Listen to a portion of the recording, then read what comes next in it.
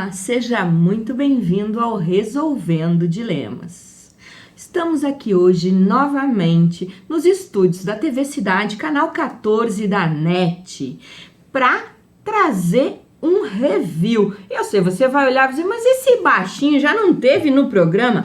Teve, mas já faz um ano, você acredita? Nem eu. Quando a gente começou a olhar as datas e marcar o nosso novo bate-papo, que ele estava me devendo, já tinha passado um ano. Você acredita nisso? Pois é. E assim, então, o Rafael de Tomaso está novamente em nosso programa para continuar falando de um tema que não sai da boca de todos os empreendedores, empresários e de todo mundo que está ligado no que está acontecendo. Inovação. Óbvio que eu cobrei um pedágio dele, né?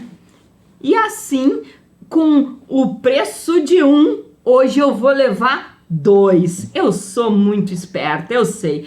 Meu amigo, minha amiga, não perde a hora, porque agora no Resolvendo Dilemas, o Rafa vai apresentar o mais novo parceiro, colega dele. Novo pra mim, porque essa parceria, pelo que eu sei, é bastante antiga. Conta aí como é que saiu e quando eu te pedi para vir contar as novidades daquilo que já é novo, porque inovação todo dia tem uma novidade, você me disse, não te preocupa, eu vou te levar ao Itacir. É isso mais ou menos?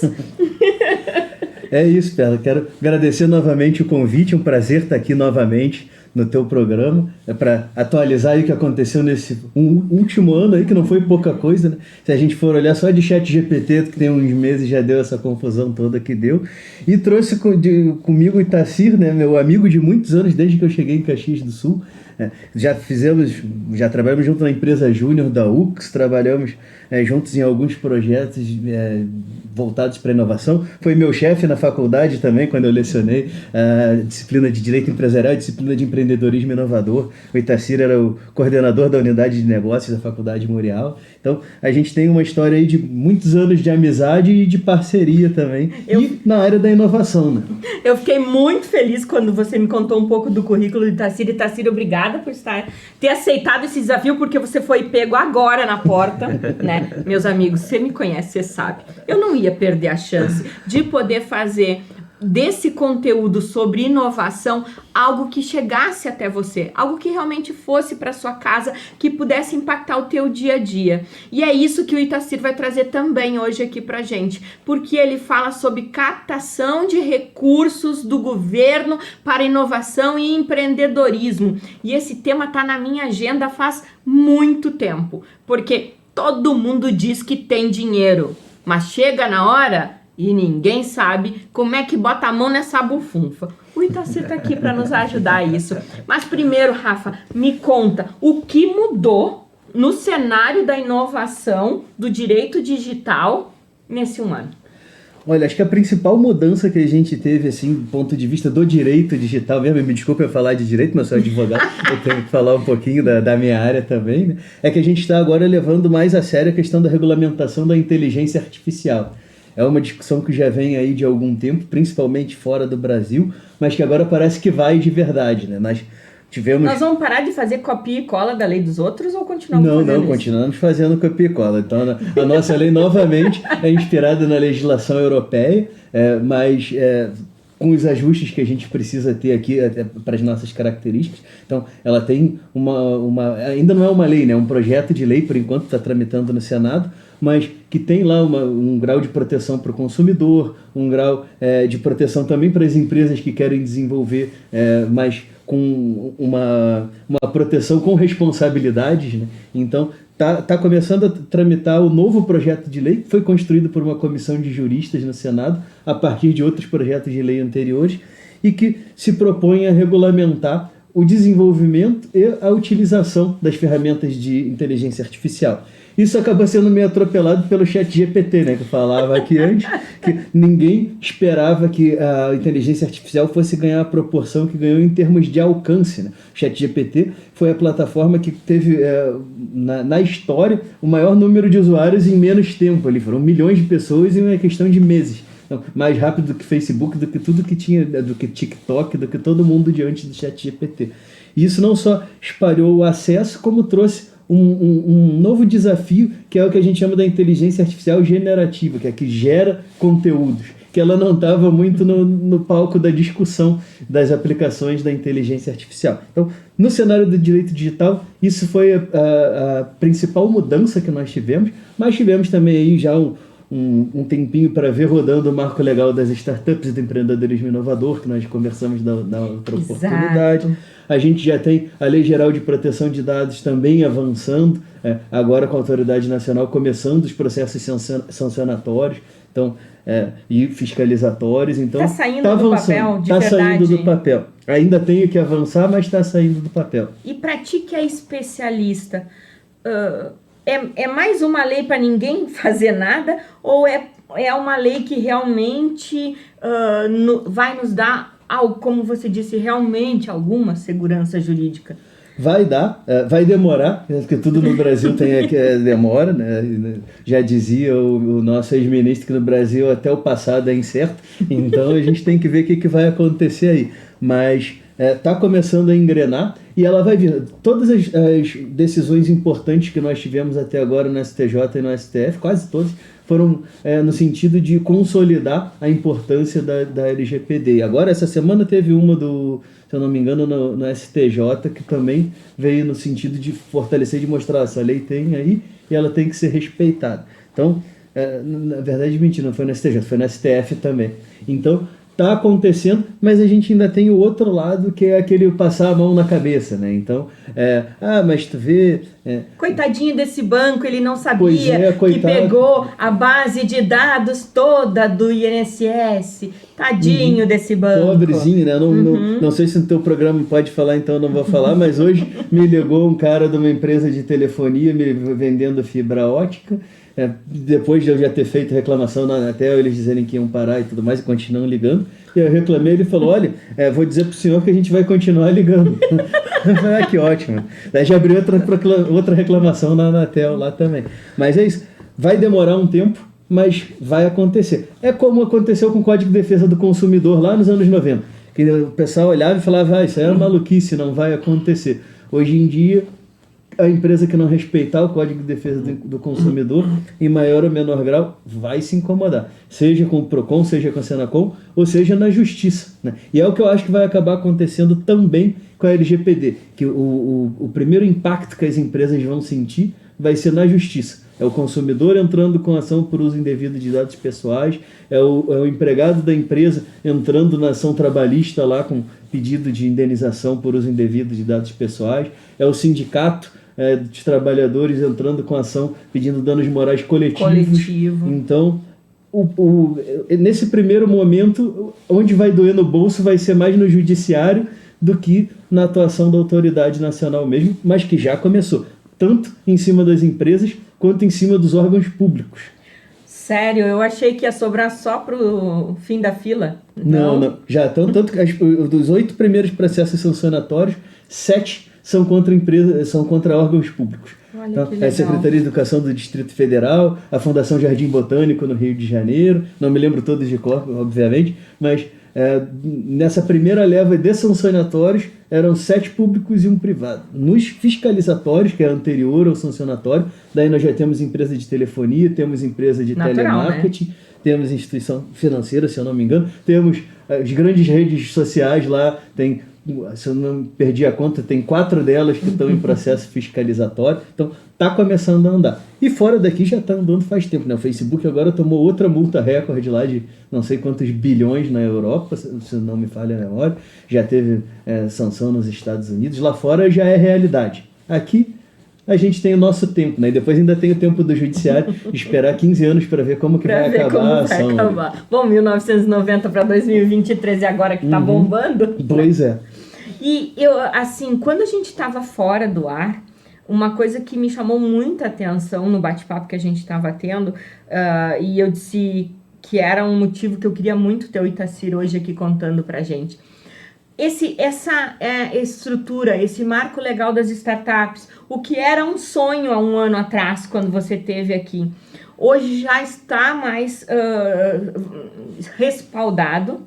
E aí abre para o tema que o Itacir está nos trazendo, porque o comentário dele antes da gente abrir o programa é que sempre houve recursos, mas sempre houve também insegurança jurídica para acessar os recursos. Itacir, te apresenta, conta um pouquinho essa história, como é que eu tô louca para saber como é que eu ensino as minhas amigas empreendedoras a botar a mão nessa bufunfa.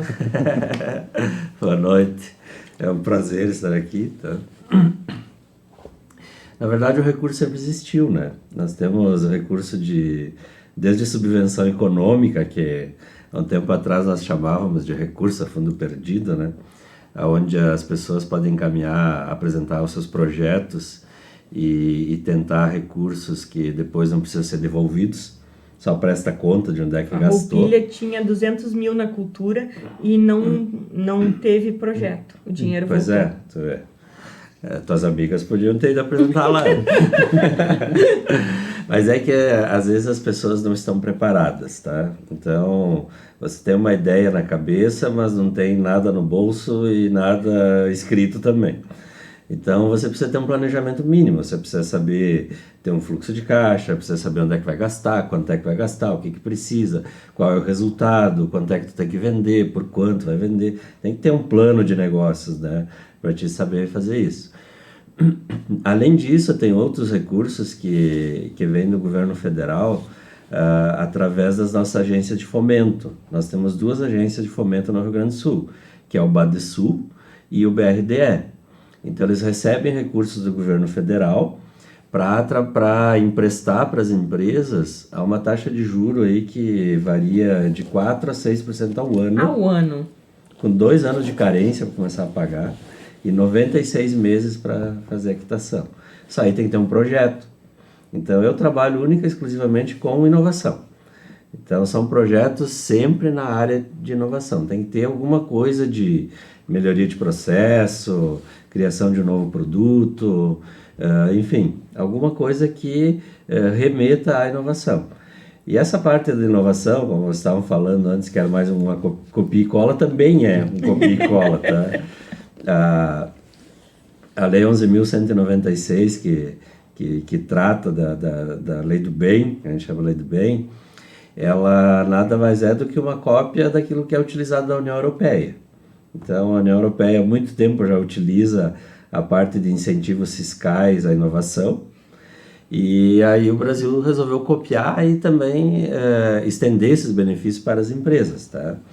A gente comentava antes que hoje no Brasil são em torno de 1.200 empresas só que utilizam a Lei do Bem. E essa Lei do Bem, ela permite que o que a empresa gasta com desenvolvimento de novos produtos, com melhoria de processo, ela pode abater até 80% desse valor, ela pode abater do imposto de renda e da contribuição que ela teria que pagar.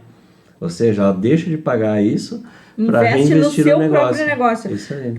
Isso é muito interessante, porque a gente conhece a história do doa um pedaço do teu imposto de renda para associações, né?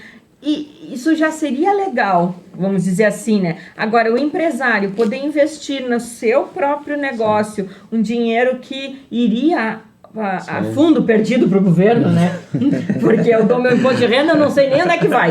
Isso né? É fundo perdido de verdade. Né? A fundo perdido do governo. Então, eu acho que isso, na verdade, é o sonho de todo mundo. Se eu pudesse ficar com uma parte do meu imposto de renda, amigo, tu escutou? Pode. Você pode ficar com uma parte do seu imposto de renda.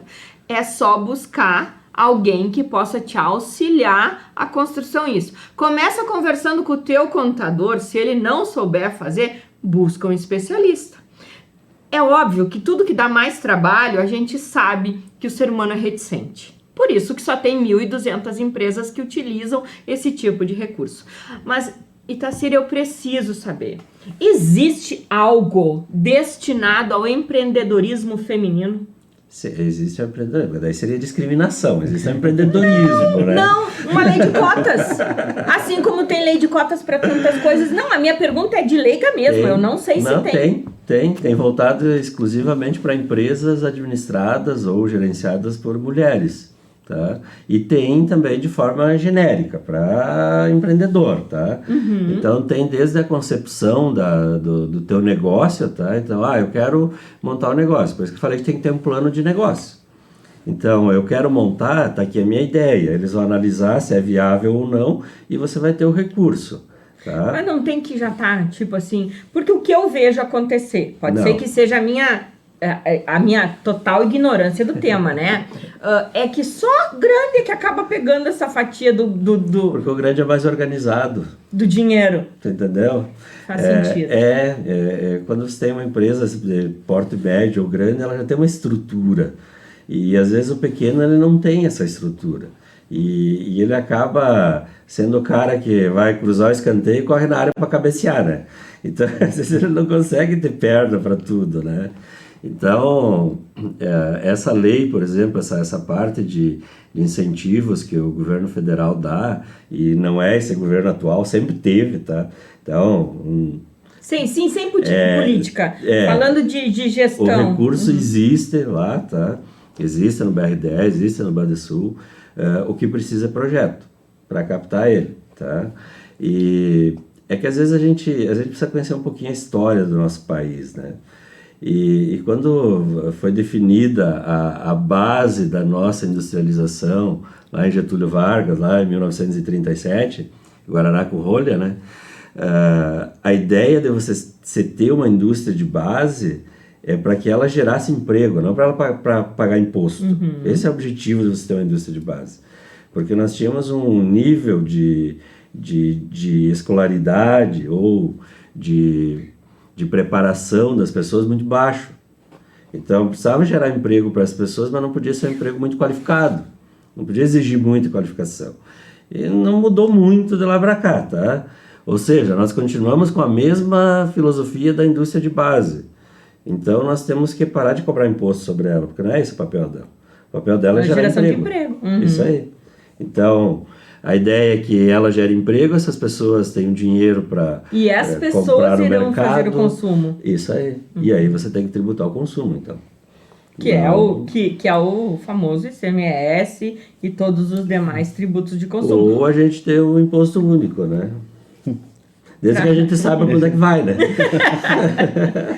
Olha como amplia o tema quando a gente fala disso. Agora, bem sinceramente, se eu disponibilizar o teu telefone para essa quantidade de amigas que eu tenho, empreendedoras, tu acha que olhando o projeto, estudando, isso é uma verdade, tá? Ou é Sim. mais uma propaganda de governo ou de legislação que chega lá no final e, não, pra ti não saiu o recurso, filha, sabe? Que depende do projeto, tá? Mas nós temos casos até em que o próprio BRDE, ele se torna sócio da empresa.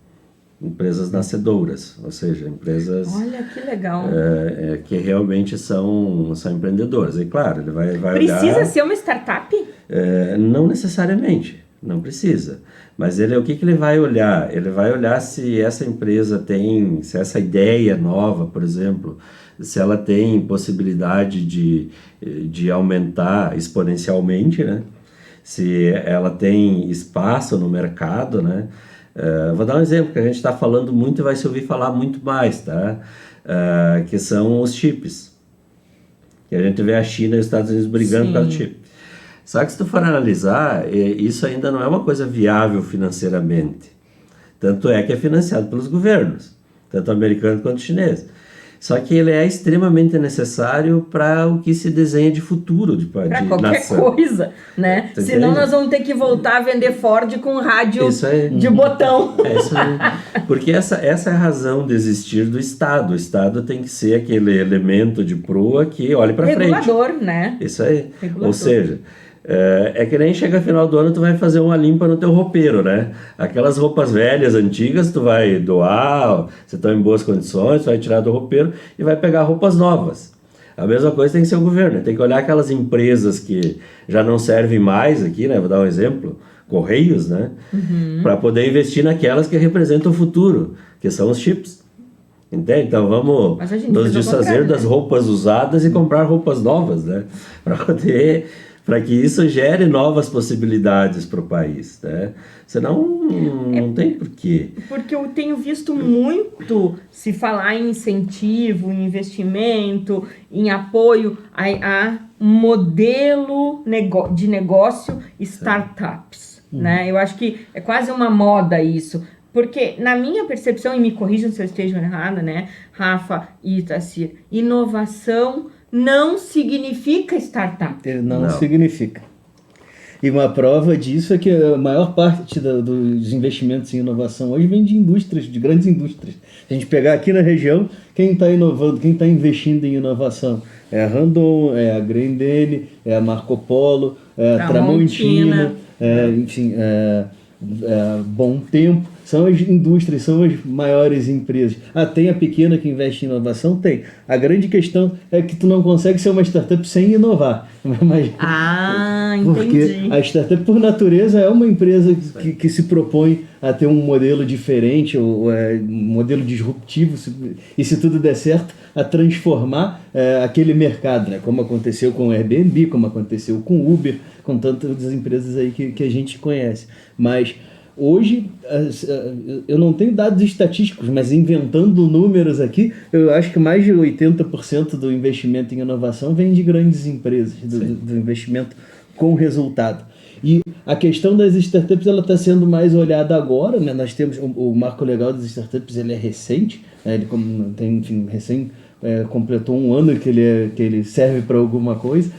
Está sendo lançado em Caxias o Marco Legal? Não, o Marco Legal ele é uma lei federal, é uma lei complementar, a Lei Complementar 182. Então, ele já está... aí ele permite algumas coisas... Assim, para mim, uma das melhores inovações que a lei traz é a que está sendo menos utilizada, que é a possibilidade de contratação de soluções inovadoras pelo poder público. Mas o poder público tem medo de contratar solução inovadora, né? A gente tem, não é a primeira lei que tem isso, né? Você sabe, a gente tem a lei da inovação lá de 2004, 2005, que já permite. A gente tem a nova lei das licitações agora, 14133, que também permite, mas tem ainda aquele medo. O medo se justifica, em parte, porque o que acontece? O gestor público ele responde por 10 anos com seu patrimônio pessoal pelo que ele fizer de bobagem ali. E por ser uma coisa que é uma novidade, ninguém sabe exatamente até onde pode ir, como que eu faço para conseguir demonstrar que eu fiz aquilo da forma adequada. Então o pessoal fica com medo, e aí tem o procurador municipal lá, que também pode responder dependendo, e para ele é mais fácil dizer não pode fazer isso, do que estudar e ver como fazer. Senão vai estourar no meu também, vai sobrar para mim. Então a gente tem visto ainda uma resistência muito grande por parte do poder público de usar essa ferramenta, e que é uma ferramenta que ela tem múltiplas vantagens, né? Primeiro, está pegando lá o poder de compra do Estado, né? Do Estado aqui, lato sensu, né? Município, do Estado ou da União, e jogando no mercado. Então está pegando lá aquele dinheiro para incentivar o desenvolvimento do mercado. Dinheiro que já foi recolhido, né? Dinheiro que já foi recolhido. Não é abrir mão de imposto, dinheiro recolhido. Nós já meteram a mão no nosso bolso. Vão pegar e vão comprar. Outra, tu tem uma possibilidade de economia, porque se a solução desenvolvida ela serve para o que ela se propõe a servir, o Estado vai pagar menos por um resultado melhor, vai gerar aquele impacto lá, e aí tem todo o reflexo disso aí, que vai gerar emprego, vai gerar novo recolhimento de impostos, então que vai e volta. O governo não vai te dar R$1 sem pensar em recolher 2 ali na frente.